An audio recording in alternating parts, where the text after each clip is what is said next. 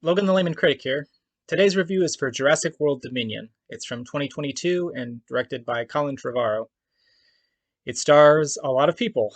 Among them are Chris Pratt, Bryce Dallas Howard, Sam Neill, Laura Dern, and Jeff Goldblum.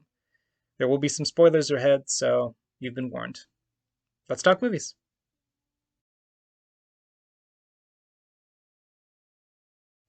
Several years have passed since the previous movie's events.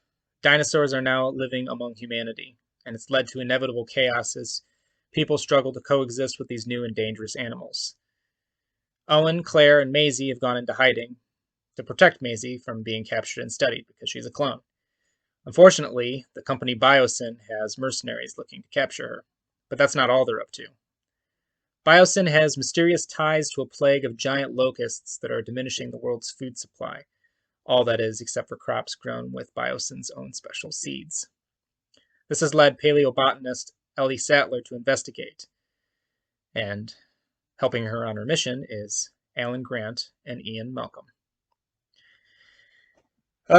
It's difficult to provide a brief synopsis of this movie since it requires giving spoilers, but this is the final film in the Jurassic World trilogy and presumably franchise, although that might be expecting too much, especially if it makes a lot of money. I'll start by saying that I think it is a suitable end to an entertaining trilogy. All the necessary plot threads from the previous films are wrapped up. It's a conclusive finale. Now, do I think it's a great film? No. With the first movie, you really caught lightning in a bottle. You're never going to be able to replicate that sense of wonder and that absolute terror that Jurassic Park created in 1993. But I don't necessarily think that's a bad thing. With the Jurassic World trilogy, I think there's a certain self-awareness regarding that whole thing, and I think is even expressed within the films themselves. So I give them credit for taking the franchise into new areas and seeing the implications, namely, what would it be like if dinosaurs were off the island and interacting with the populace. I mean, you kind of get a glimpse of that in The Lost World, but here you're seeing on a much larger scale. The cast is pretty strong, although I wouldn't say that there is much in the way of character development. The plot and the action don't really leave much room for it. Chris Pratt and Bryce Dallas Howard they're not given really a whole lot to do outside of the set pieces. They're Maisie's guardians, and they want to keep her safe, and that's about it. I think the characters that are treated the best are the original film's trio, and it's fun seeing them work together. Having Alan and Ellie team up to bring down Biosyn, and seeing their sort of awkward chemistry as they try to figure out where they stand in their personal relationship.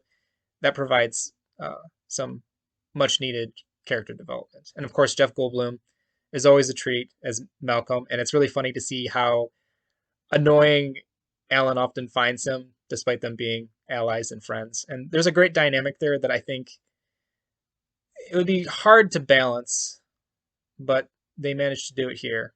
And I give the director and the writer and the actors kudos for that. One of the big one of the big problems with this film is that there are way too many characters. You have this trilogy's main characters, Owen and Claire and all of them. You have the villain, Dodgson, and a couple of newcomers. You got the smuggler pilot Kayla and Ramsey, who's the number two guy at Biosyn. But spoilers, not many of the characters die. And on some level, I understand why. This film isn't trying to rock the boat too much. It's mostly wanting to deliver on fan service, and I respect it for not going the route of Star Wars and taking a dump on the audience with stupid attempts at subversion. But there needed to be more death, I think, so that the stakes seemed real.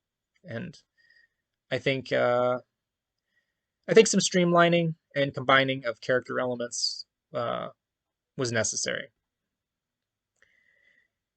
Where the earlier Jurassic Park films were more suspenseful, this entry goes more the action route, oftentimes feeling like James Bond or Indiana Jones and its set pieces.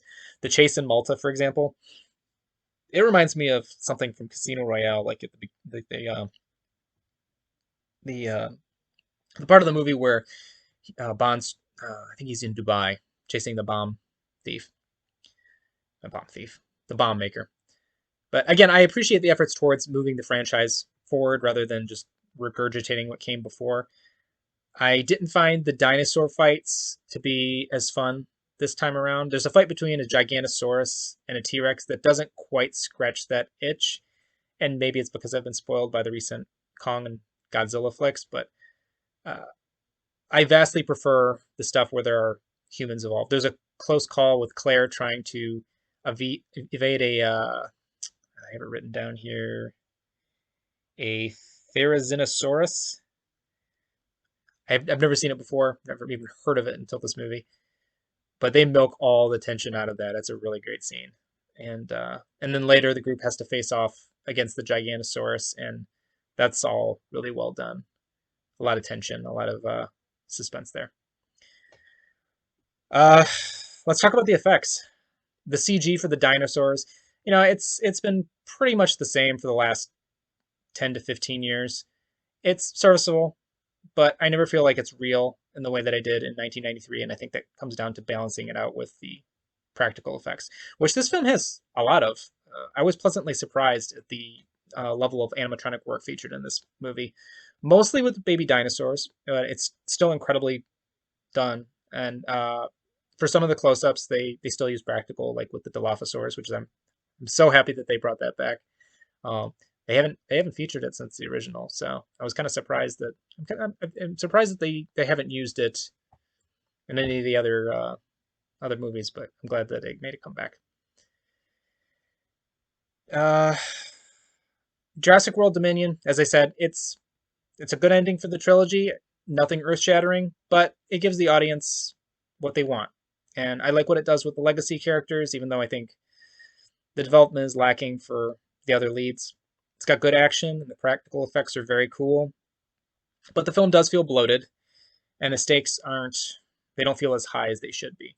But overall, it's good fun for a weekend with the family, so give it a shot. Until next time, guys.